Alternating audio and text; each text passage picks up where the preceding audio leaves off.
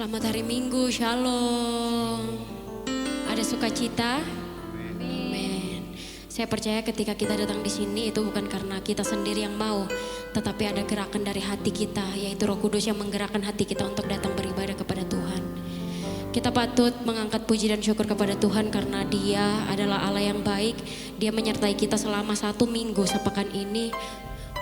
Dan kita masih ada dalam keadaan aman, selamat dan bahagia. Itu bukan karena kekuatan kita, tetapi karena Yesus yang selalu menjaga kita.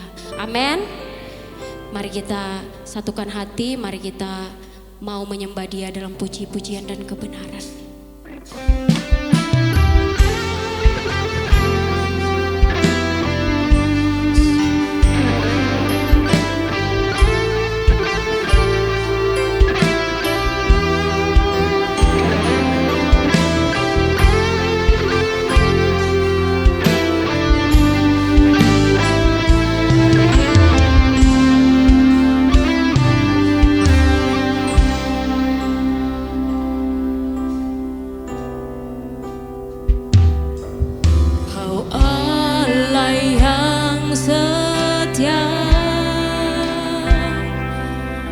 Bapa yang mulia,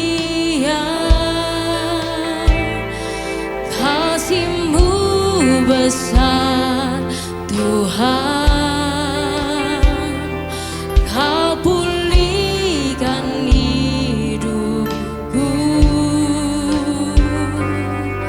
Kaulah harapanku. Hidupku dalam-Mu, terima kasih Tuhan. Kau selamatkan hidupku, dengan apa kan ku balas segala kebaikan-Mu. Segenap hatiku menyembah-Mu Yesus. Ku bersyukur padamu, dengan apa kan ku balas segala kebaikan-Mu. Segenap hatiku menyembah-Mu Yesus. Ku bersyukur padamu selamanya. Bapak Ibu para jemaat dipersilakan berdiri. Mari kita lantunkan lagu ini dengan penuh hati yang mengucap syukur kepada Tuhan kita. Haleluya.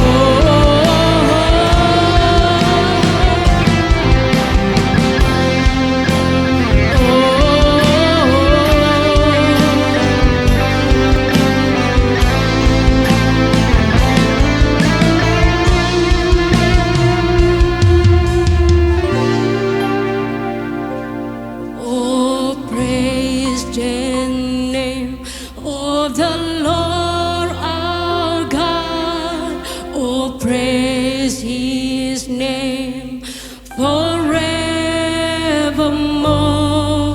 For endless days we will sing your praise. Oh Lord, our God. Oh, praise the name of the Lord our God. Oh, praise His name forevermore.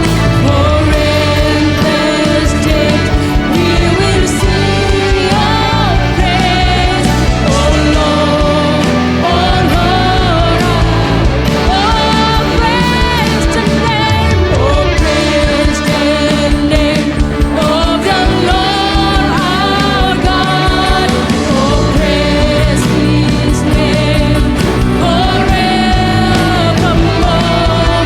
For endless days we will sing your praise. Oh Lord, oh Lord, oh, praise the name of the Lord our God. Oh, praise His name forevermore. For endless days we will sing your praise. Oh Lord, our God. Oh Lord, our God. Oh Lord,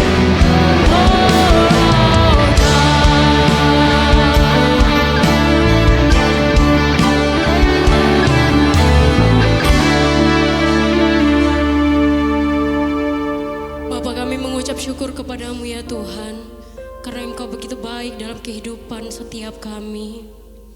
Tuhan Yesus, kami datang ke sini. Kami mau menyerahkan seluruh kehidupan kami. Kami mau memuji, kami mau memuliakan namamu.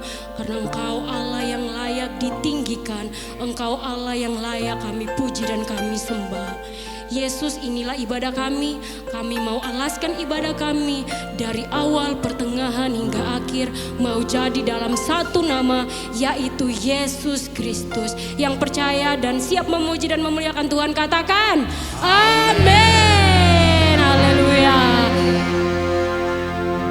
Tos kiri kanan bilang Tuhan itu baik. Haleluya.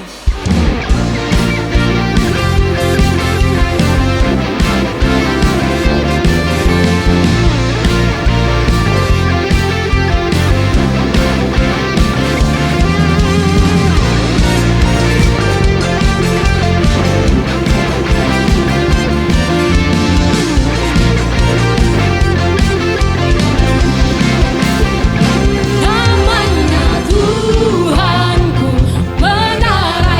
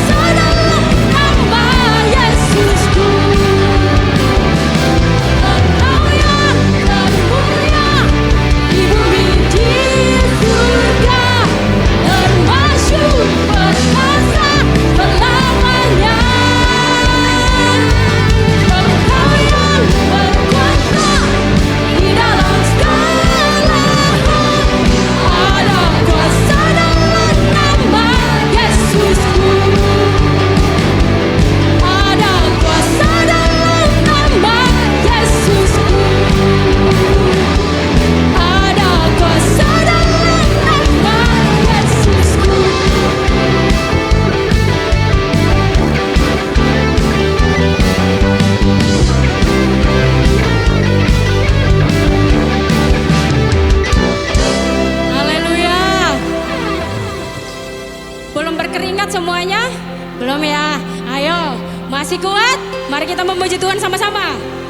Ku angkat tanganku, ku sorakan haleluya. Namamu berkuasa, surga bumi nyatakan. Ku angkat tanganku, nyatakan kau hebat.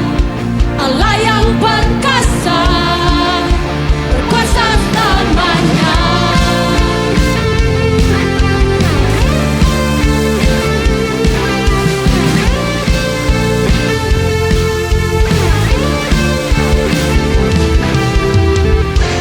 Yesus, kau kekuatan di hidupku,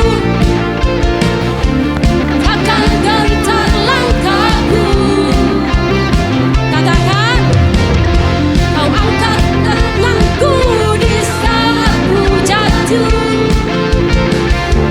Kaulah sumber kuatku. Apa yang kau lakukan ku lewati.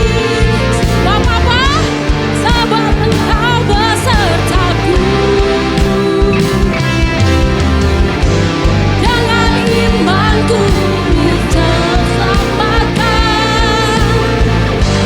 oleh kuasa Yesusku. Angkat tanganku, sorakan haleluya. Namamu berkuasa, surga bumi nyatakan. Angkat tanganku, nyatakan kau hebat. Allah yang perkasa, berkuasa selamanya. Angkat tanganku, sorakan haleluya. Namamu berkuasa, surga bumi nyatakan. Angkat tanganku, nyatakan kau hebat. Allah yang perkasa, berkuasa selamanya.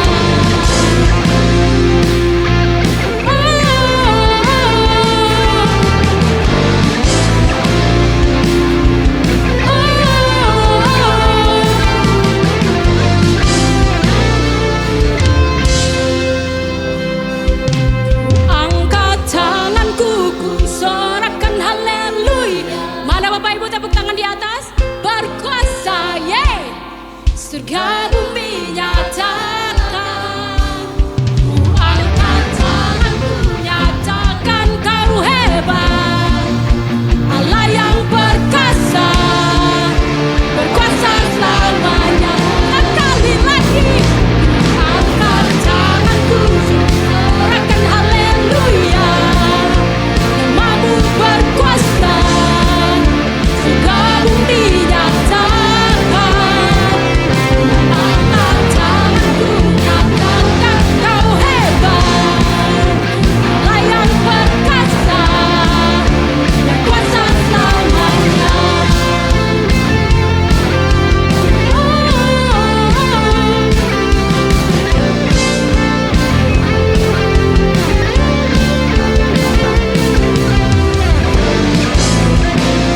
Haleluya. Berikan kemuliaan untuk Tuhan kita. Haleluya. Bapak Ibu dipersilakan duduk kembali.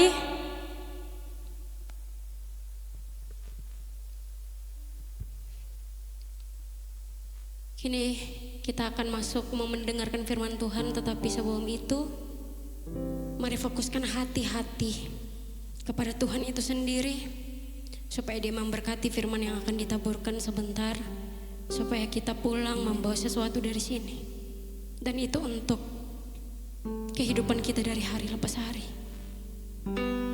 Karena firman berkata, sia-sialah orang yang mendengar tetapi tidak melakukan firman itu sendiri, tetapi berbahagialah orang yang mendengar dan melakukan firman itu, karena Dialah yang punya kerajaan surga.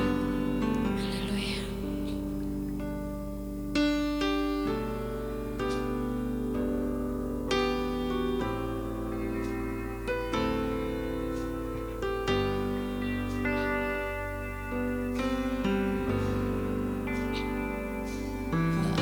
Ada tempat yang mulia, anugerah-Mu tercurah, Kau berikan hidupku sebagai ganti dosaku. Lebih dari yang kukira, pengampunan yang kuterima, kasih Yesus yang abadi mengalir di Kalvari.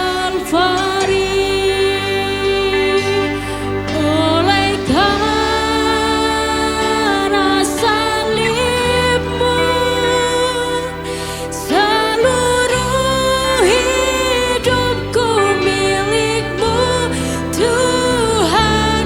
Darah-Mu sucikanku, kuasa salib-Mu pulihkanku.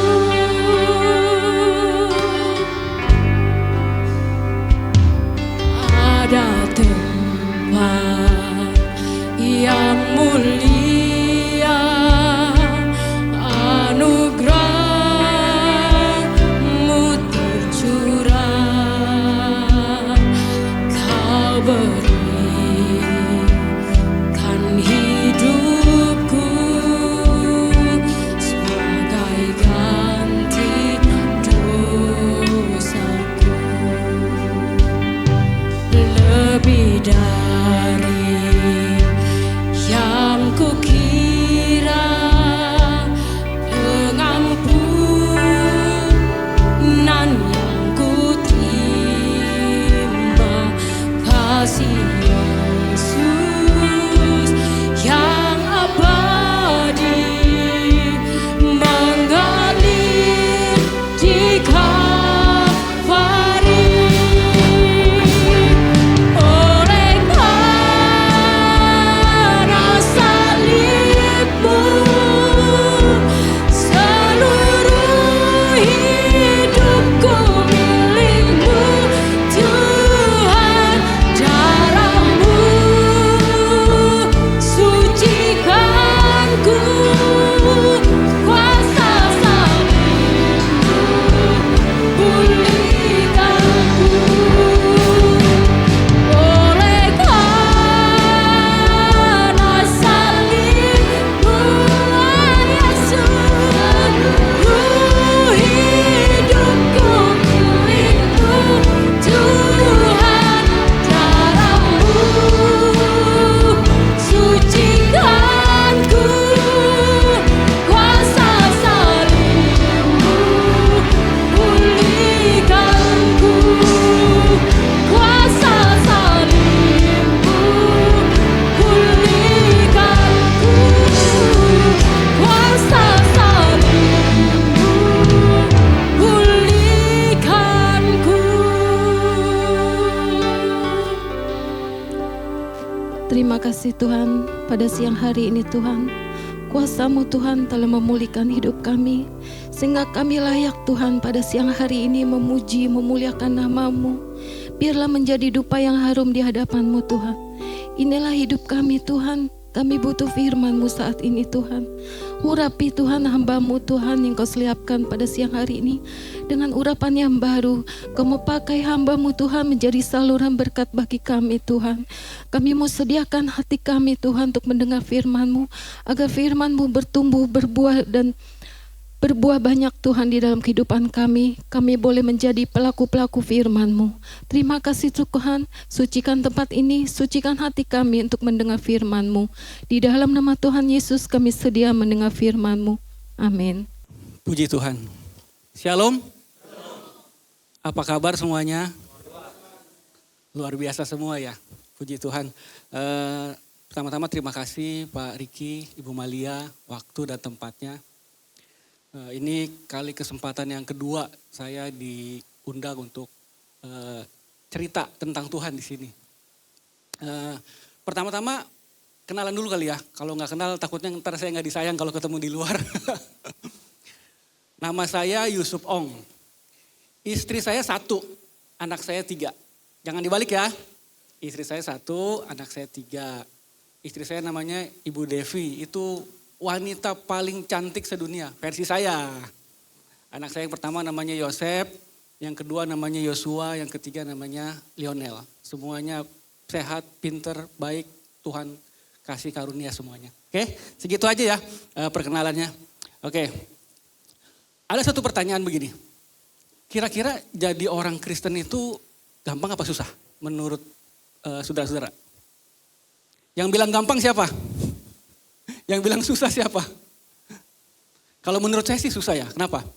Tuhan bilang gini, kamu kalau ditampar pipi kiri, kasih pipi kanan. Doakan orang yang menyakiti kamu. Kasihi musuhmu. Kamu harus pikul salib setiap hari. Kamu harus menyangkal diri setiap hari. Bagi saya sih itu susah. Tapi ajaibnya ya, kok kita mau nurut gitu ya? Kok kita mau nurut ya? Contoh. Ini hari Minggu. Hari Minggu itu paling enak sebetulnya kalau pakai sudut pandang manusia ke mall ya. Jalan-jalan sama keluarga. Apalagi sekarang ada Piala Dunia. Di rumah aja nonton Piala Dunia itu paling enak ya. Tapi kok kita mau ya hari Minggu datang ke rumah Tuhan. Menyembah Tuhan, memuji Tuhan, dengerin firman Tuhan. Kalau bukan karena Tuhan, nggak mungkin. Nggak mungkin ya. Kalau pakai sudut pandang kita, itu pasti nggak mungkin. Oke, kita mau bahas satu topik yang cukup menarik ya. Jadi sebelum mulai saya mau kasih peringatan dulu. Saya mau menggoncangkan iman kita semua saat ini. Saya mau menggoncangkan iman kita semua saat ini. Ya, boleh ditampilkan materinya. Nah ini dia. Jadi saya kasih judul spiritual maturity atau bahasa Indonesianya kedewasaan rohani. Kedewasaan rohani. Kita baca yuk ayatnya ya. Efesus 4 ayat 13. 2, 3. Sampai kita semua telah mencapai kesatuan iman dan pengetahuan yang benar tentang anak Allah. Kedewasaan penuh dan tingkat pertumbuhan yang sesuai dengan kepenuhan Kristus. Jadi kali ini saya mau kasih perspektif ya, sudut pandang yang lain tentang iman. Sudut pandang yang lain tentang iman. Selama ini mungkin pemahaman iman kita cuma dari sudut pandang sini. Karena sudut pandang kan banyak ya. Nah sekarang saya mau kasih satu sudut pandang. Nah ini dia. Apa sih iman itu? Ini dasar pelajaran kita ya. Iman adalah dasar dari segala sesuatu yang kita harapkan. Dan bukti dari segala sesuatu yang tidak kita lihat. Iman Kristen itu unik ya. Terdiri dari 2 bagian. Yang pertama dia adalah dasar dari segala sesuatu yang kita harapkan. Maksudnya gini. Misalkan saya sakit. Terus saya harapin Tuhan saya mau sembuh dong. Tuhan tolong saya dong. Itu iman. Ya. Terus apa lagi? Kerjaan lagi sepi. Terus kita berdoa. Tuhan tolong saya kerjaan sepi. Kasihlah Tuhan hari ini rezeki yang bagus. Itu juga iman. Ya. Lalu apa lagi? Anak kita lagi ujian. Kita berdoa. Tuhan bahkan kita berpuasa. Supaya dapat nilai yang bagus. Supaya bisa masuk universitas yang bagus. Kita berdoa. Kita berpuasa. Itu iman. Itu iman. Tapi enggak sampai di situ iman Kristen. Ya. Iman Kristen enggak cuma sampai di situ. Ada bagian yang kedua. Bukti dari segala sesuatu yang tidak kita lihat. Jadi ada sesuatu lagi bagian yang lebih dalam. Ya, bukti dari segala sesuatu yang kita tidak lihat. Tuhan itu nggak bisa kita lihat secara fisik ya. Nggak bisa kita dengar juga. Nggak bisa kita pegang juga. Nggak bisa kita raba. Tapi ajaibnya, kita bisa mengalami Tuhan. Ya, kita bisa mengalami Tuhan. Mungkin contohnya, dulu saya orangnya emosional, tapi begitu saya rajin ke gereja, ikut persekutuan, ikut komunitas pria, komunitas wanita dan sebagainya. Kok sekarang saya jadi berubah ya? Misalkan gitu ya. Kenapa? Itulah Tuhan yang gak bisa kita lihat, gak bisa kita dengar secara langsung, tapi kita bisa alami melalui pendengaran firman Tuhan dan sebagainya. Jadi iman timbul dari pendengaran dan pendengaran oleh firman Kristus. Jadi sudah pasti ya, setiap orang yang lebih banyak mendengar firman, belajar firman, maka imannya akan lebih tinggi lagi. Ya, saya namain level. Saya kasih level untuk iman. Ya, saya kasih level. Jadi begini, isi dari iman sebagai anugerah dari Tuhan itu tidak bisa diukur. Ya, saya nggak bisa ukur imannya Bro Sandi. Saya nggak bisa ukur. Bro Sandi pun nggak bisa ukur iman saya seberapa. Nggak bisa. Nggak bisa. Jadi kalau dianalogikan seperti ini ya. Ini air ini iman. Nah gelas ini nih wadahnya ini tubuh kita. Imannya nggak bisa kita ukur. Tapi tubuh kita, jiwa kita sebagai manusia itu bisa kita ukur. Levelnya ada di mana? Makanya tadi saya kasih judul kedewasaan rohani. Jadi ada tingkatan di dalam iman Kristen. Ya, ada satu tingkatan iman Kristen. Nah, sekarang kita mau tahu ada di mana level kita, ya. Yang pertama, saya kasih nama namanya iman level 1. Ini, iman level 1. Ini adalah tingkat iman paling dasar dari orang percaya. Jadi bila dianalogikan ini adalah awal kehidupan bayi rohani. Saya sebutnya bayi rohani ya, bayi rohani. Karena memang baru menerima anugerah. Ciri-cirinya nih, semangat, rajin, ikut kegiatan ibadah. Terus, tapi walau sering ada kegiatan ibadah, belum tahu alasan kenapa datang. Jadi begini, pernah gak di gereja ada lihat orang datang ibadah, ngapain dia? Main handphone. Apain lagi? Celingak-celinguk. Terus apain lagi? Bulak-balik toilet gitu ya. Tapi minggu depan dia datang lagi. Ya, minggu depan dia datang lagi. Terus ngapain lagi? Minggu depannya datang ibadah, dia duduk lagi, dia main WhatsApp lagi, buka IG. Begitu pemberitaan firman, ngapain dia? Tidur dia. Dia tidur. Tahu-tahu udah selesai aja. Tapi minggu depan dia datang lagi. Minggu depannya dia datang lagi. Itu yang saya bilang bayi rohani. Dia gak tahu mau ngapain ibadah, tapi ada satu anugerah di hatinya itu ngegerakin dia, ayo ke gereja. Ayo datang ibadah. Tapi sampai di gereja, ya udah gitu lagi. Sampai gereja, kok saya bisa ada di gereja ya? Main handphone, main-main Instagram, Facebook dan lain-lainnya. Terus bolak-balik toilet, tidur lagi begitu pemberitaan firman. Tapi nanti minggu depan dia datang lagi. Terus begitu. Itu saya kasih nama iman level 1. Ya, iman level 1. Bayi rohani. Saya dan kita semua pernah pada fase ini. Pada level ini. Bayi rohani.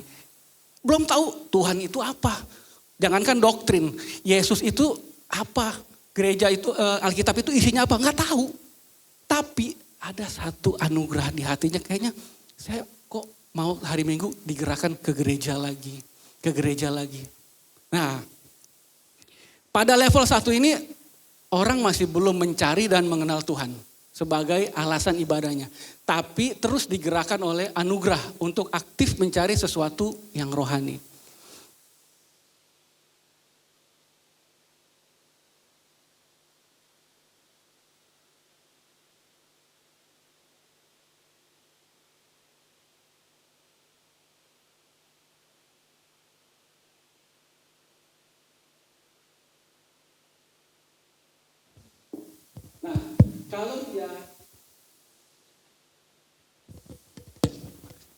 Nah, jadi kalau iman level 1 ini, yang tadi datang ibadah cuman tidur, bolak-balik toilet dan sebagainya.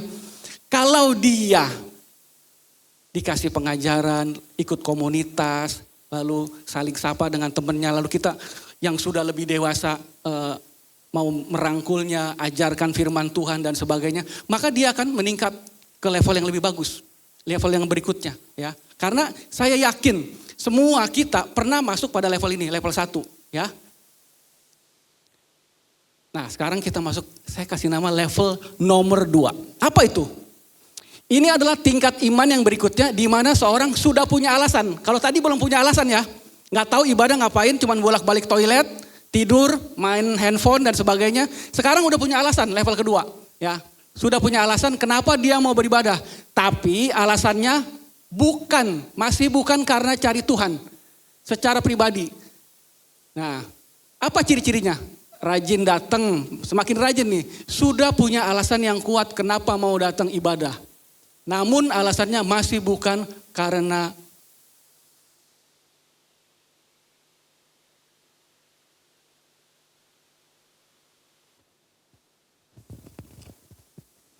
kalau level 1 tadi itu nggak punya alasan, sekarang level yang kedua punya alasan. Kenapa dia mau ke gereja? Jadi begini, kalau ditanya gini, bro, sis, pak, bu, kenapa ke gereja? Iya, saya mau ke gereja karena saya senang nyanyi. Lalu apa lagi? Kenapa ke gereja? Iya, saya ke gereja karena enak. Kalau di gereja itu saya senang lihat ada paduan suara, pemain musiknya pinter-pinter, lagunya bagus-bagus. Itu alasannya ke gereja. Jadi belum cari Tuhan. Karena saya senang nyanyi. Kan kalau di gereja itu dari awal sampai akhir nyanyi. Ya kan? Nah makanya karena saya senang nyanyi, saya ke gereja. Jadi belum cari Tuhan. Belum mau tahu Tuhan itu apa. Tuhan itu kehendaknya apa. Belum. Jadi baru itu. Itu ya iman level 2. Lalu ditanya lagi, kenapa? Bro, kenapa ke gereja? Oh iya, saya senang kalau ke gereja itu nanti pulangnya saya ketemu temen. Lalu ngobrol-ngobrol sama temen. Jadi bukan cari Tuhan, karena temen. Lalu apa lagi? Kenapa ke gereja? Oh iya, saya ke gereja senang karena habis bubar gereja, saya suka ditraktir sama brother saya Sandi. Nah, jadi ternyata ke gereja alasannya bukan itu. Bukan cari Tuhan karena apa? Setiap pulang ibadah saya ditraktir sama teman saya. Jadi belum cari Tuhan, tapi dia sudah punya alasan. Ya, senang dengan suasana ibadah yang hikmat, suasana yang bikin jiwanya tuh jadi tenang dan sebagainya. Tapi belum cari siapa itu Yesus. Lalu apa sih kehendak Tuhan itu buat saya? Apa? Belum. Saya yakin kita semua pernah masuk pada level ini. Level nomor 2. Jadi ke gereja sudah punya alasan, tapi alasannya itu bukan mencari Tuhan. Tapi untuk alasan yang lain. Alasan-alasan yang bukan karena Tuhan. Kesimpulannya pada level ini orang sudah punya alasan kenapa mau datang ibadah. Tapi biasanya karena alasan seperti nyaman, suka dengan musik, lagu ibadah dan sebagainya. Kalau kita yang lebih dewasa rohani, lalu mengajaknya, membimbingnya, mengajarnya, masuk dalam komunitas yang sehat dan membangun. Maka iman level 2 pasti akan naik ke level berikutnya. Ya, pasti. Cuman masalahnya jangan sampai 5 tahun, 10 tahun jadi orang Kristen, cuman di level 2 terus. Itu jangan sampai terjadi sama kita. Ya, jangan sampai itu terjadi sama kita. Ya, kenapa ke gereja? Oh iya, karena kalau habis pulang gereja, saya ketemu teman bisa ngobrol dan sebagainya. Alasannya itu, bukan karena Tuhan. Sekarang kita naik lagi lebih tinggi. Iman level 3 namanya. Iman level 3. Ini adalah tingkat iman yang berikutnya, seorang sudah mulai tahu Tuhan. Nah, udah bagus nih. 1 belum tahu Tuhan, 2 belum tahu Tuhan, 3 udah tahu Tuhan. Nih, udah tahu Tuhan. Tapi belum mau kenal secara dalam dan pribadi. Jadi orang hanya tahu Tuhan sebagai tempat memohon segala keinginannya. Tahu ada Tuhan. Dan Tuhan itu yang saya dengar bisa memenuhi apa yang saya minta. Seperti tadi ya, kalau saya sakit, Tuhan tolong dong sembuhin saya. Boleh, itu iman. Kalau lagi kerjaan sepi, Tuhan tolong saya dong, kerjaan lagi sepi. Tuhan tolong, itu juga iman, boleh. Memang itu iman. Nah, cuma yang jadi masalah adalah iman level 3 ini semuanya berpusat pada dirinya. Tuhan berkati saya, berkati kerjaan saya, berkati rumah saya, berkati suami saya, berkati istri saya, berkati anak saya, berkati semuanya tentang saya. Bahkan berpuasa, kalau mau minta sesuatu berpuasa. Tuhan, saya mau naik jabatan. Tuhan, saya berpuasa, saya minta, saya mohon sama Tuhan. Enggak apa-apa, itu iman, betul. Tapi yang jadi masalah, jangan sampai 10 tahun, 20 tahun kita cuma sampai di level 3 ini. Kenapa? Karena tingkatnya masih rendah, cuma nomor 3. Cuma nomor 3. Masa kan semuanya hanya tentang kita. Tuhan tolong saya, kerjaan saya, bisnis saya, istri saya, keluarga saya, anak saya. Belum kepikiran tuh, Tuhan tolong teman saya. Tuhan, saya berdoa buat teman saya yang belum kenal Tuhan, supaya dia mau kenal Tuhan, supaya dia mau ke gereja. Belum ada pikiran itu sama sekali pada iman level 3 ini. Semuanya masih berpusat kepada diri saya sendiri. Semuanya tentang diri saya. Diri saya, apapun diri saya. Pokoknya Tuhan itu adalah tempat saya minta. Ini iman, ya gak salah. Tapi levelnya rendah. Cuman ada di nomor 3. Kesimpulan level ini adalah seorang belum mencari dan mengenal Tuhan secara pribadi. Baru sebatas mencari berkat dan mujizat saja. Gak apa-apa, ini memang kita semua, kita semua. Saya yakin pernah pada level ini. Pernah. Ini pun iman, gak salah. Hanya levelnya masih rendah, masih di bawah. Masa kita 20 tahun cuma sampai tahu di sini aja. 20 tahun jadi orang Kristen, 30 tahun jadi orang Kristen. Cuma di level nomor 3. Kalau terus mendapat pengajaran, tumbuh di dalam komunitas yang sehat, belajar firman Tuhan, saya yakin juga ini pun akan naik lagi levelnya. Level yang lebih tinggi lagi, yang lebih bagus lagi dari ini. Nah,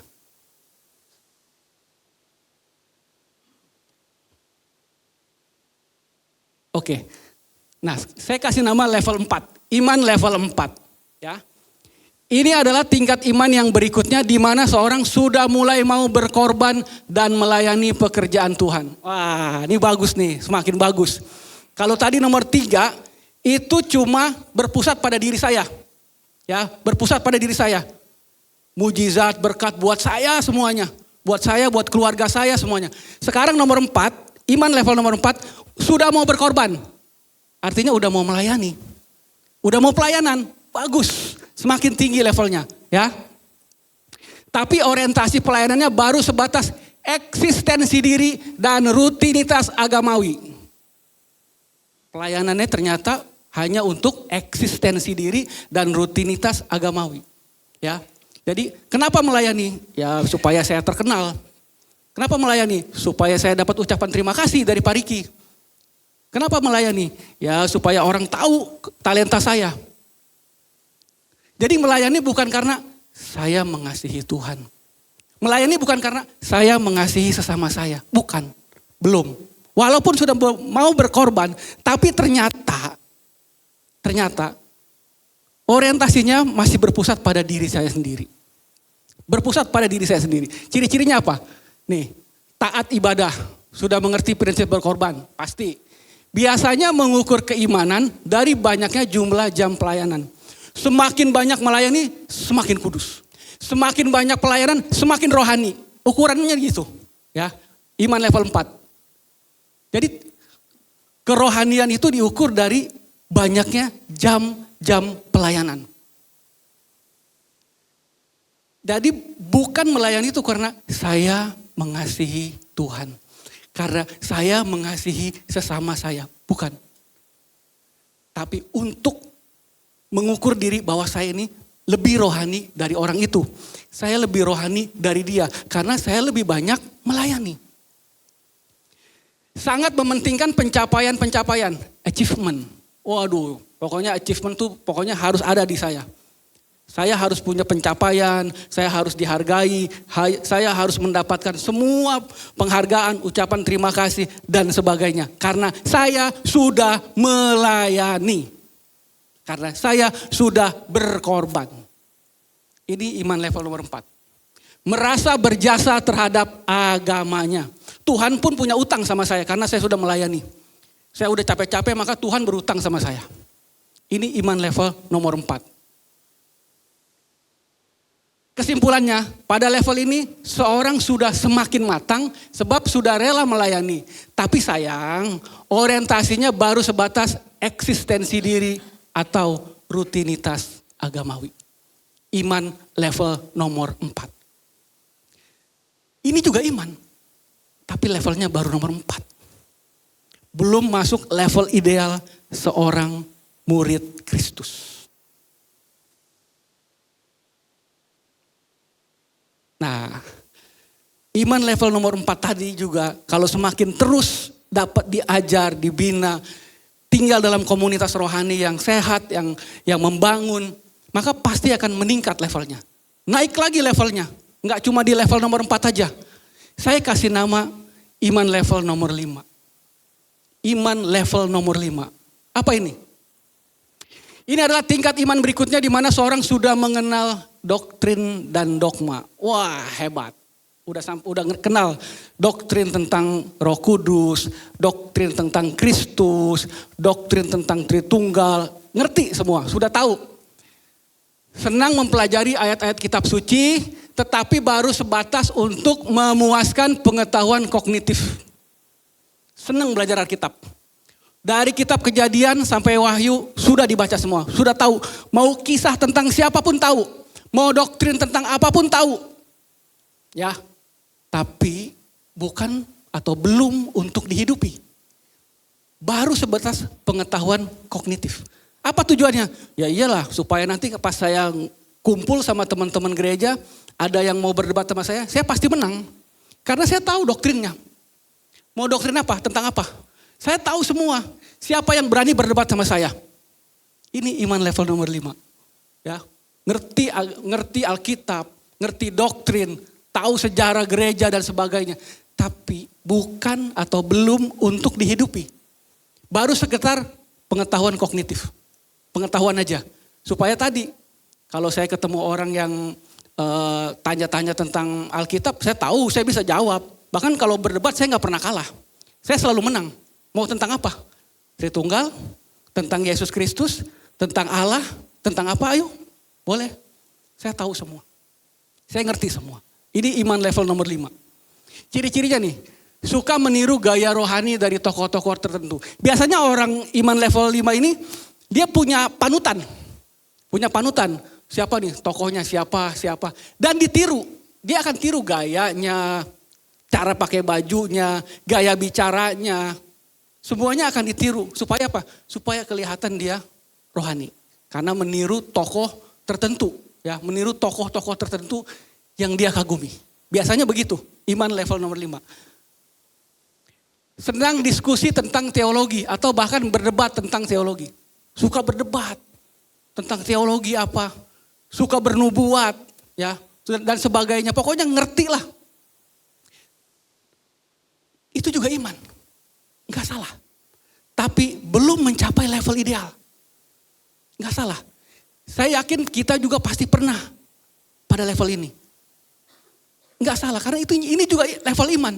Cuma levelnya belum sampai level ideal seorang murid Kristus. Ya. Selalu mempelajari ayat kitab suci untuk menambah pengetahuannya. Lalu biasanya merohanikan segala sesuatu. Pokoknya tentang apapun ujung-ujungnya pakai rohani. Ujung-ujungnya pakai ayat Alkitab. Semuanya tentang rohani. Semua dunia dirohanikan. Biasanya begitu, iman level 5. Enggak salah. Ini juga level iman. Tapi belum sampai level ideal. Kesimpulannya orang pada level ini sudah semakin matang. Dia pasti sudah matang ya. Karena apa? Karena ngerti Alkitab, tahu tokoh Alkitab. Cerita tentang Daud dia tahu, tentang Abraham dia tahu, tentang Musa dia tahu, tentang Paulus dia tahu, tentang Barnabas dia tahu. Semua dia tahu. Ya, pasti dia semakin matang. Sudah ngerti doktrin dan agama dan dogma, tapi belum sepenuhnya mengerti esensinya, ya. Belum tahu esensinya apa. Dia tahu kisah Nuh yang diperintahkan Tuhan untuk membuat bahtera. Dia cuma tahu itu aja dan dia tahu ukurannya, detailnya dia paham semua. Tapi nggak tahu, belum paham esensinya. Kenapa sih Tuhan perintahkan Nuh? Kenapa sih Abraham diperintahkan Tuhan untuk pergi ke tanah perjanjian? Tapi dia tahu semua. Ngerti semua. Jangan coba-coba berdebat dengan orang seperti ini ya. Kita pasti kalah. Karena dia paham Alkitab dari Kejadian sampai Wahyu. Ini iman level nomor 5. Kalau tinggal di komunitas yang sehat dan baik, pasti saya yakin tinggal selangkah lagi dia akan naik lagi ke level yang lebih bagus. Nah, ini dia. Iman level nomor 6. Saya menyebutnya iman dewasa atau berbuah manis. Ini adalah level ideal. Ya. Kalau tadi 1 sampai 5 itu belum ideal. Itu juga iman. 1 sampai 5 itu iman. Enggak salah, itu iman. Kita semua saya yakin pernah. Saya juga sama. Tapi belum ideal. Ini yang paling ideal. Nomor 6. Kenapa? Dari tingkatan iman orang percaya di mana seorang pada level ini sudah mau mengenal Tuhan. Ini paling penting. Ini yang paling penting. Percuma ngerti doktrin tapi nggak mau kenal Tuhan. Ya, banyak orang paham doktrin tapi nggak kenal Tuhan. Tapi di sini mau mengenal Tuhan secara pribadi. Secara pribadi. Dan mendalam, bahkan sudah mencari kehendak-kehendak Tuhan untuk dilakukan dan dihidupi sebagai buah dari anugerah. Kalau di level 1 sampai 5 itu saya beribadah, saya dapat apa dari Tuhan. Tapi di level nomor 6, Tuhan apa yang bisa saya lakukan buat Tuhan. Beda ya. Kalau di level 1 sampai 5 saya melayani, saya dapat apa dari Tuhan. Saya dapat apa Tuhan kalau saya melayani. Tapi di level nomor 6, di level dewasa ini, saya melayani apa yang bisa saya lakukan untuk Tuhan. Enggak lagi, Tuhan saya dapat apa dari Tuhan. Tapi Tuhan apa yang bisa saya berikan buat Tuhan. Ini level ideal. Dan saya berharap dan saya yakin kita semua di sini ada pada level ideal ini. Ya, level nomor 6. Level dewasa. Makanya saya kasih judul spiritual maturity. Kedewasaan rohani. Kita berharap ada pada level ini. Suka baca dan merenungkan firman Tuhan. Ciri-cirinya. Setelah mendapat pencerahan Roh Kudus dari hasil membaca dan merenungkan firman Tuhan, kemudian menghidupinya. Jadi kalau level 5 tadi cuma buat berdebat, ngerti doktrin, ngerti Alkitab, ngerti ayat untuk berdebat. Tapi kalau orang level nomor 6 untuk dihidupi.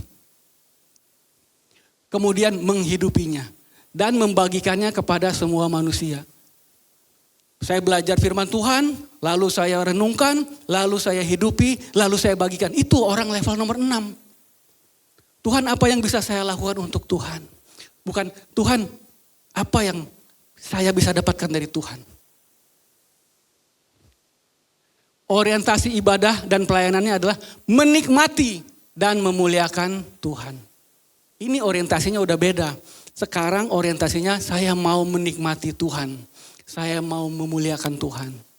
Enggak seperti yang level 1 sampai level 5 tadi. Ini makanya saya bilang, kita berharap kita semua sampai pada level ini. Level nomor 6, level ideal. Orang dengan kesimpulannya, orang dengan level iman ini adalah seorang murid Kristus. Ya. Ini murid Kristus, ya. Kenapa? Karena dia mau belajar kenal Tuhan secara pribadi, mau dibentuk oleh Tuhan, mau mencari kehendak Tuhan. Makanya disebut seorang murid Kristus yang mencari kehendak Tuhan dan melakukannya supaya goalnya jadi garam dan jadi terang dunia. Ini iman level 6. Level ideal dari seorang Kristen, murid-murid Kristus. Pertanyaannya, apakah ada yang lebih tinggi dari ini? Ternyata ada yang lebih tinggi dari itu. Ya, ada yang lebih tinggi dari itu. Saya kasih nama level iman nomor 7. Tak tergoncangkan.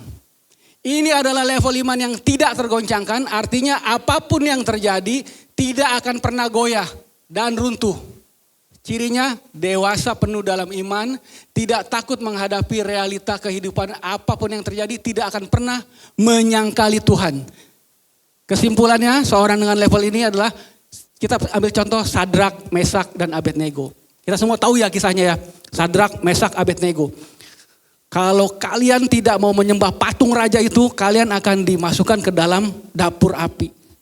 Apa mereka jawab? Tuanku Raja, Tuhan Allah yang kami sembah itu bisa tolongin kami.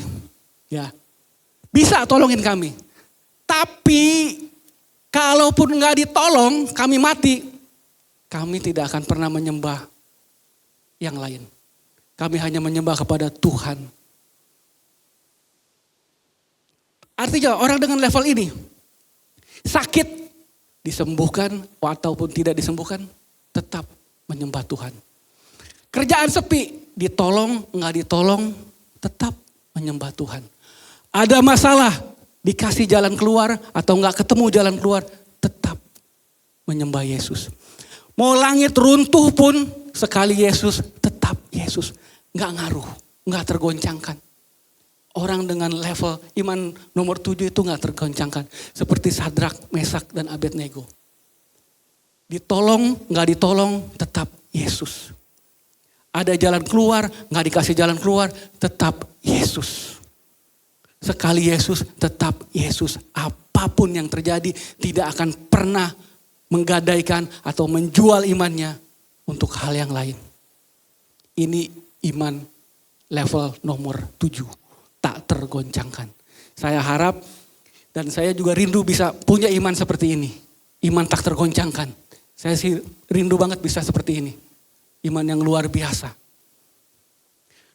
Pertanyaannya lagi, ada nggak yang lebih tinggi dari ini? Nah, ini dia. Saya kasih nama iman level nomor 8. Iman seorang rasul. Ini adalah top level iman. Artinya setelah ini udah gak ada lagi. Ini udah paling tinggi. Top level. Yang bisa dicapai orang percaya. Pada level ini, seorang sudah selesai dengan semua kehidupannya. Semua orientasi hidupnya hanya untuk menceritakan Tuhan, memberitakan kerajaan sorga, mengabarkan anugerah Tuhan. Cirinya dewasa penuh dalam iman, sudah tidak lagi mikirin kenikmatan dunia pribadinya, mendedikasikan hidupnya untuk membawa jiwa-jiwa yang terhilang kepada kerajaan sorga. Kita semua pasti tahu ya statement ini yang luar biasa ya. Dari seorang rasul ya. Karena bagiku hidup adalah Kristus dan mati adalah keuntungan. Ini adalah top level dari orang Kristen. Hidupnya udah selesai untuk dirinya. Segala orientasi kehidupannya hanya untuk menceritakan Kristus. Semuanya hanya tentang Tuhan Yesus. Di pikirannya tuh cuman bagaimana semakin banyak orang yang diselamatkan karena nama Tuhan Yesus. Karena dia adalah seorang rasul. Iman seorang rasul. Hidup adalah Kristus. Mati ya untung. Kenapa? Ketemu Tuhan. Selesai pekerjaan saya. Saya harap semoga kita semua bisa sampai pada level ini. Level seorang rasul. Ya, bukan tidak mungkin. Karena sama-sama manusia. Paulus, Petrus manusia, kita juga manusia. Kita berdoa, kita berharap bisa sampai pada level ini. Saya tutup dengan sebuah kisah. Saya mau cerita tentang seorang yang namanya Polikarpus. Jadi Polikarpus itu adalah murid dari Rasul Yohanes. Ya, murid dari Rasul Yohanes. Jadi Yesus itu punya 12 rasul ya, punya 12 murid. Salah satunya Rasul Yohanes. Nah, Rasul Yohanes itu juga punya beberapa murid. Salah satunya namanya Polikarpus. Polikarpus ini jadi target operasi kekaisaran Romawi. Karena waktu itu Kristen adalah musuh negara. Ya, Kristen musuh negara. Ya, lalu si Polikarpus diburu dan akhirnya singkat waktu dia ditangkap. Entah menyerahkan diri atau ditangkap atau tertangkap ya. Pastinya dia sudah tertangkap. Nah, singkat waktu dia akan diadili. Polikarpus ditaruh di tengah arena. Lalu mulai diadili. Dia dikasih satu penawaran seperti ini.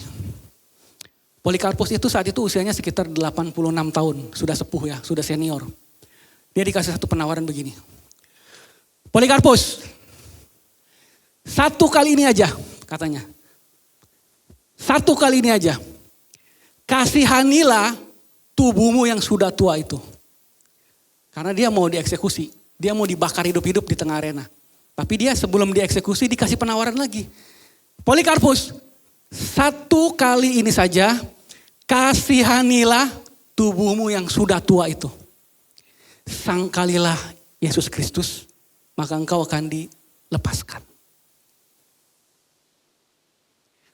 Tahu apa jawab Polikarpus? Ini salah satu pidato atau statement yang paling luar biasa yang pernah ada sepanjang sejarah manusia. Polikarpus jawab begini. 86 tahun aku hidup dan melayani Yesus Kristus sebagai Tuhan dan Rajaku. Tetapi belum pernah satu kali pun Tuhanku menyakiti hatiku. Mana mungkin aku mau menyangkali Tuhan dan Rajaku. 86 tahun aku hidup dan melayani Yesus Kristus sebagai Tuhan dan Rajaku. Belum pernah satu kali pun Tuhanku menyakiti hatiku. Mana mungkin aku mau menyangkali Tuhan dan Rajaku. Akhirnya Polikarpus dieksekusi. Dia dibakar hidup-hidup di tengah arena. Memang secara tradisi sempat ada mujizat. Api tidak berhasil membakar tubuhnya. Tapi kemudian salah satu tentara itu menikam dia. Lalu ia wafat sebagai seorang martir. Sekarang pertanyaannya. Berapa usia kita saat ini? Mungkin ada yang 20 tahun, 30 tahun, 40 tahun, 50 tahun, 60 tahun. Terus pernah gak ketemu Tuhan menyakiti hati kita? Satu kali aja. Pernah gak? Saya 44 tahun gak pernah satu kali pun Tuhan menyakiti hati saya. Gak pernah. Jangan pernah tukar Kristus dengan apapun. Jangan pernah tukar Kristus dengan apapun.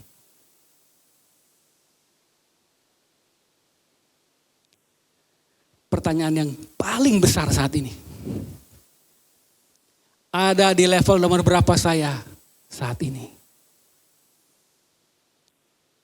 Tadi kita udah bahas ya. 1 sampai 8. Semua itu iman. Itu gak salah. Semuanya iman. Tentang iman. Tapi pertanyaan besarnya, jiwa kita, tubuh kita sebagai manusia yang menampung iman itu ada di level nomor berapa saat ini? Masakan sudah 20 tahun bahkan lebih kita jadi murid Kristus katanya, jadi orang Kristen katanya, levelnya masih di bawah nomor 6. Masa seperti itu? Idealnya kita ada di nomor 6. Ya, level dewasa. Atau lebih hebat lagi kalau kita sampai di level nomor 7. Nggak tergoncangkan sama sekali. Apapun yang terjadi, sekali Yesus, tetap Yesus. Jujur yuk sama diri sendiri. Jujur yuk sama Tuhan. Saat ini ada di level nomor berapa kita? Nggak apa-apa. Nggak ada masalah. Jujur sama diri sendiri, sama Tuhan. Minta sama Tuhan. Kalau belum sampai level ideal, minta. Kita ada di level yang nomor 6. Level ideal, bahkan lebih lagi. Amin. Mari kita bangkit berdiri. Boleh pemain musik?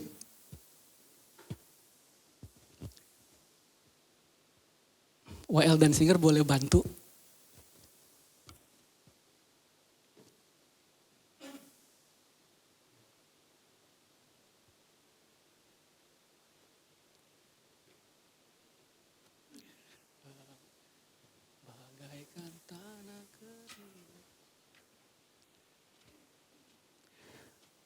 Saudara-saudara semua, bukan satu kebetulan ya kita hari Minggu ada di rumah Tuhan. Kita belajar tentang iman. Sekali lagi kita jujur sama diri kita sendiri. Saat ini ada di level nomor berapa kita saat ini? Masa sih kita sudah lama ikut Tuhan cuma di situ-situ aja? Masa sih kita gak punya kerinduan, Tuhan, apa yang mau Tuhan lakukan buat saya? Apa kehendak Tuhan buat saya? Hukum Taurat itu ada 10. Ya, Tuhan kasih 10 hukum Taurat. Jangan ada padamu Allah lain di hadapanku. Jangan begini, jangan begitu. Ada 10 hukum ya. Tapi oleh orang-orang Yahudi itu, yang kebelinger itu, mereka kembangkan jadi 613 hukum. Dari 10 jadi 613. Itu rumit sekali. Mau jalan caranya bagaimana? Mau pegang gelas caranya bagaimana? Hari Sabat itu hitungnya bagaimana? Berapa langkah? Aduh, sangat ngejelimet sekali. 10 jadi 613. Tapi ketika Tuhan Yesus datang, dia ditanya, Tuhan, apa itu hukum yang utama dan terutama? Yesus jawab, kasihilah Tuhan Allahmu dengan segenap hatimu, segenap jiwamu, segenap akal budimu, segenap kekuatanmu. Dan yang kedua, kasihilah sesamamu manusia seperti dirimu sendiri. Udah, dari 613 disederhanakan jadi 2. Jadi kalau kita ibadah, gak usah ribet-ribet. Apa motivasinya? Karena saya mengasihi Tuhan. Karena saya mengasihi sesama saya. Kenapa pelayanan? Cuma 2 juga. Karena saya mengasihi Tuhan. Karena saya mengasihi sesama saya. Udah itu aja. Gak sampai 613. Cuma 2. Seperti salib.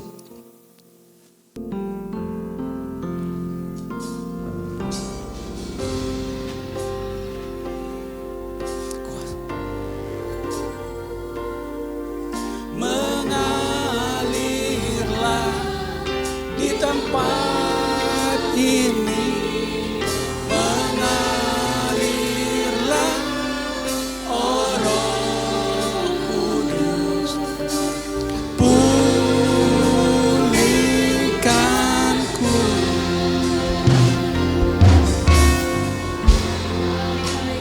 Tanah kering yang merindukan air. Demikianlah jiwaku haus akan Engkau. Ku rindu selalu hadir-Mu di hidupku. Memulihkan jiwaku, hapuskan air mataku. Mengalirlah kuasa Roh Kudus. Mengalirlah di tempat ini. Mengalirlah, oh Roh Kudus. Pulihkan. Mengalirlah kuasa Roh Kudus. Mengalirlah di tempat ini. Mengalirlah, oh Roh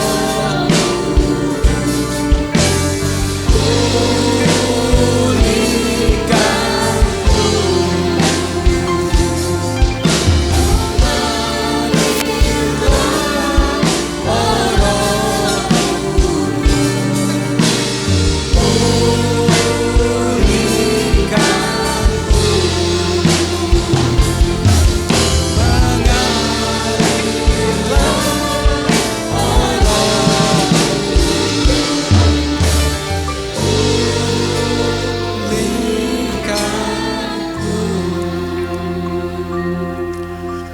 Bapa, terima kasih. Sungguh hati kami limpah dengan ucapan syukur. Tuhan, hari ini kami belajar perspektif tentang iman. Tuhan, kami sadar kami lemah. Beri kami kekuatan Roh Kudus. Kami mau jujur kepada diri kami sendiri. Kami juga mau jujur kepada Tuhan. Saat ini mungkin kami belum mencapai level ideal. Mungkin Tuhan. Tapi Tuhan tolong Roh Kudus beri kekuatan. Saya mau mencapai level ideal seorang murid Kristus. Dewasa rohani. Bahkan mencapai iman yang tak tergoncangkan. Bahkan kalau Tuhan berkenan, pakailah kami Tuhan. Menggapai jiwa-jiwa untuk kemuliaan Tuhan. Tuhan terima kasih. Hamba-Mu yang lemah ini sudah selesai berkata-kata. Tetapi Roh Kudus terus bekerja memeteraikan firman-Mu. Agar kami menjadi pelaku-pelaku firman. Berkati Iktus Community menjadi alat kemuliaan Tuhan. Banyak jiwa dimenangkan. Berkati Pak Riki, Ibu Malia, semua hamba-hamba Tuhan di sini menjadi alat Tuhan. Semakin serupa dengan Kristus. Terima kasih Tuhan, berkati juga seluruh jemaat. Engkau yang tahu hati mereka satu persatu, pribadi lepas pribadi. Berkaryalah Roh Kudus, kami siap. Hanya di dalam nama Tuhan Yesus Kristus kami berdoa dan mengucap syukur. Haleluya, amin. Silakan duduk, saya kembalikan.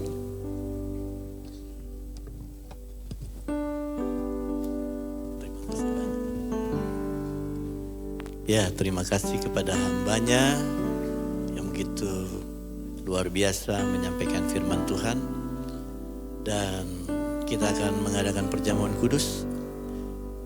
Salah satu tujuan dari Tuhan mengadakan perjamuan kudus agar kita memiliki iman. Iman yang sudah diuraikan dari awal sampai yang ke-8-nya. Mestinya ada yang ke-9. Serupa dan segambar dengan Tuhan Yesus. Itu luar biasa. Saya persilakan.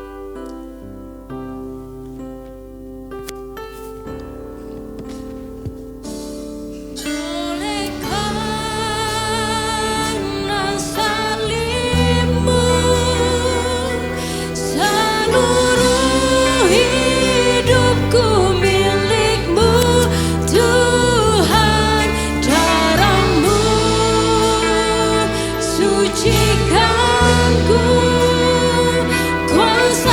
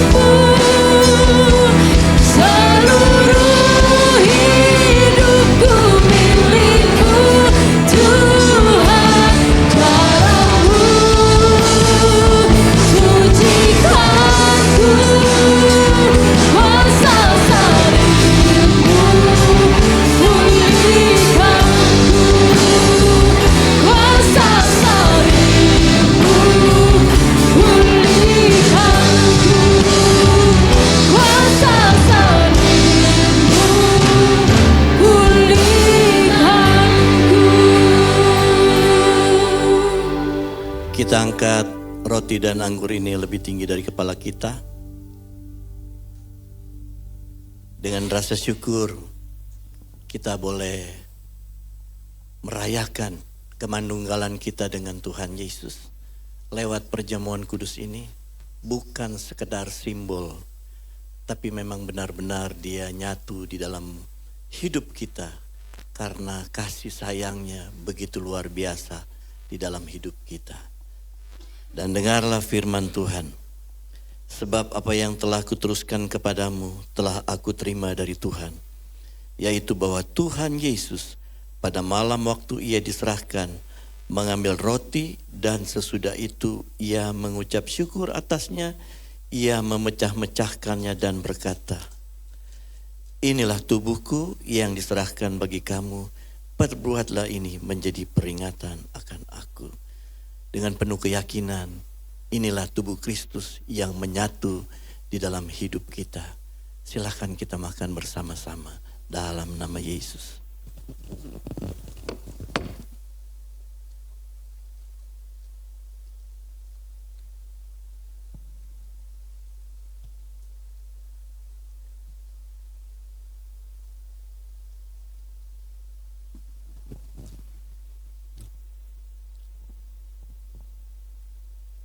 Dengan penuh keyakinan bahwa darah Tuhan Yesus yang tercurah itu merupakan pengakuan dari Tuhan Yesus.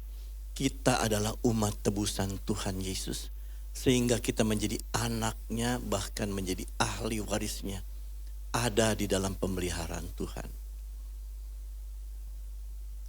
Demikian juga yang mengambil cawan sesudah makan lalu berkata, cawan ini adalah perjanjian baru yang dimeteraikan oleh darahku, perbuatlah ini setiap kali kamu meminumnya menjadi peringatan akan aku.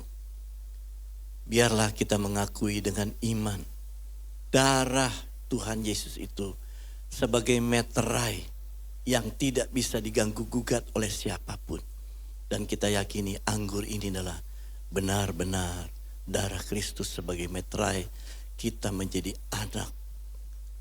anaknya yang dikasihi. Kita minum secara bersama dalam nama Yesus.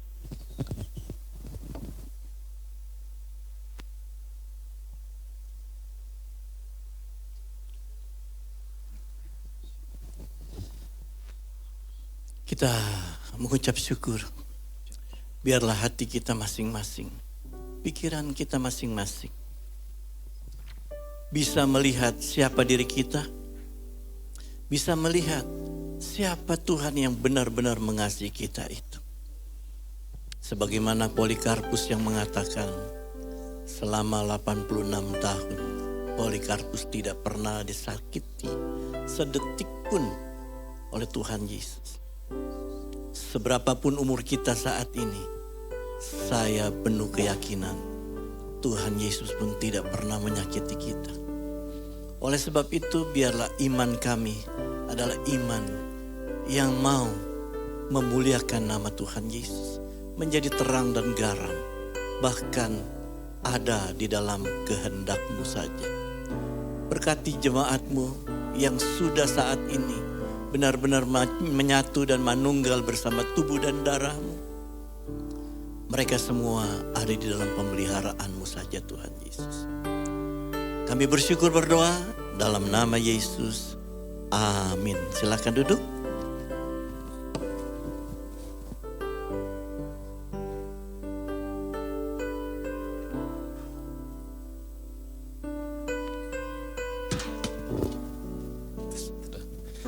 Terima kasih pada Bapak Yusuf Ong yang sudah memberitakan firman Tuhan. Kiranya Tuhan memberkati pelayanan, keluarga, serta usaha yang dilakukan. Terima kasih Pak. Diberitakan untuk pengumuman minggu depan ibadah kita. Ibadah kita minggu depan akan dilayani oleh Bapak Pendeta Steven Sitompul. Filipus, maaf. Sitompul lagi. Terus saya harus bikin ini, nasi tumpeng. Aduh, repot. Mohon maaf Bapak Ibu. Bapak Pendeta Steven Filipus L. Ya, kami mengundang Bapak Ibu untuk dapat kembali beribadah minggu depan sama kami. Diinfokan juga Bapak Ibu Saudara, pada bulan Desember nanti, Iktos Community akan mengadakan acara kebersamaan dan juga ibadah Natal di Jogja, ya di Jogja, tanggal 25 hingga 29 Desember. Ya, jadi Bapak Ibu Saudara yang mau ikut bisa mulai nabung dari sekarang, ya. Nanti bisa langsung transfer ke Blue by BCA Digital. Ini nomor rekeningnya. Ya, Bapak Ibu yang mungkin sudah pernah tahun lalu untuk acara kita kebersamaan di Bandung, ya, untuk Rumah Ruth. Dan nominalnya 25.000 per minggu, ya Bapak Ibu Saudara. Jadi bisa untuk ikut serta nanti. Dan bagi Bapak Ibu yang sudah ikut nabung, kami anggap Bapak Ibu Saudara positif akan ikut. Ya, bukan positif hamil seperti saya, enggak. Positif akan ikut. Ya Bapak Ibu Saudara. Itu saja yang bisa saya sampaikan. Terima kasih. Tuhan Yesus memberkati. Silakan Pak Gembala. Iya. Kita berharap semuanya bisa ikut ya. Kita pengen mengakhiri ibadah kita bagi berdiri.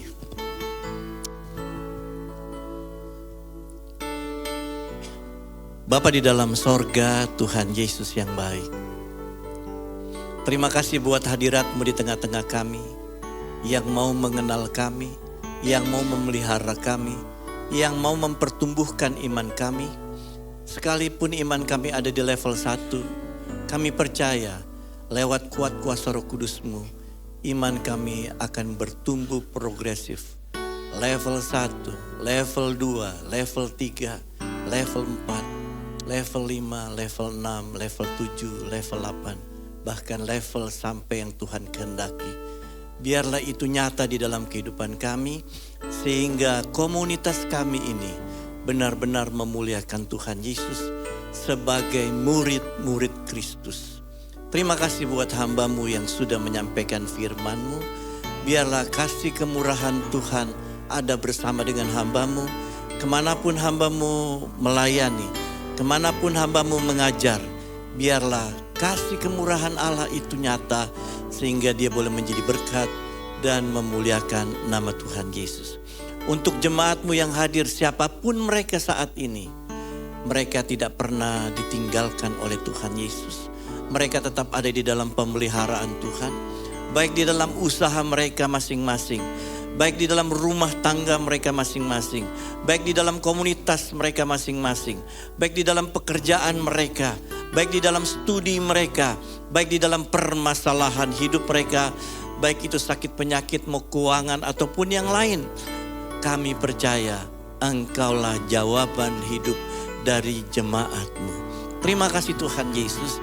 Tak lupa kami berdoa, biarlah tempat ini menjadi alat kemuliaan-Mu, menjangkau jiwa, baik yang ada di unit ini, maupun di unit yang lain, maupun di luar daripada komplek apartemen ini. Biarlah nama Tuhan Yesus saja yang dipermuliakan lewat kami yang Tuhan mau pakai. Terima kasih Tuhan Yesus. Dan pada akhirnya jemaat kekasihnya Allah, angkatlah hatimu dan tanganmu. Marilah kita pulang dengan membawa berkat dari Allah Bapa, kasih dari Tuhan Yesus, dan penyertaan Roh Kudus menyertai kita sekalian dari saat ini sampai selama-lamanya. Amin.